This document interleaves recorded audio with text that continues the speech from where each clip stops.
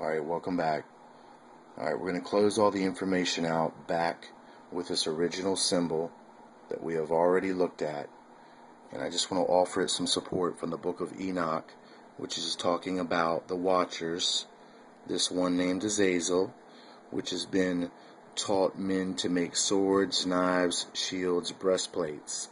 And I just want to show you that it is in the correct association with the angels and the archery and these weapons of war, which is just another symbolization of the corrupted material merchandise that they have offered us, which has resulted in total, all this merchandise in total is signified as the apple.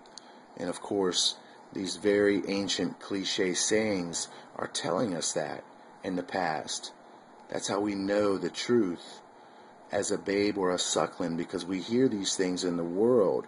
And if you have those eyes to see or ears to hear, you'll remember this kind of stuff and pick up on it and build upon it and expand upon it.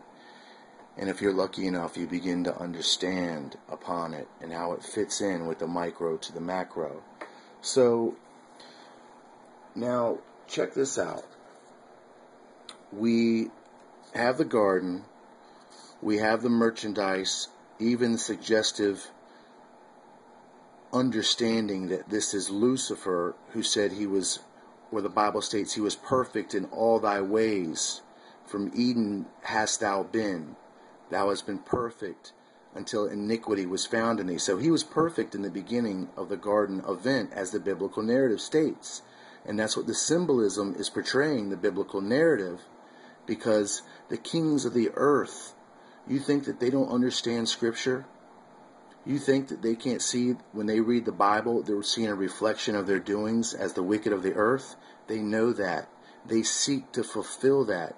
They think that if they can hurry this up and bring it about, that they can bring about the fact that their Antichrist returns. Remember, they don't think they're wrong. They don't think that Christ returns and beats them. They think that there is no Christ, that Christ was just a man, some world teacher. They don't think he's going to have the power to come back over and exceed the portal of death and re-enter into this world and overcome them.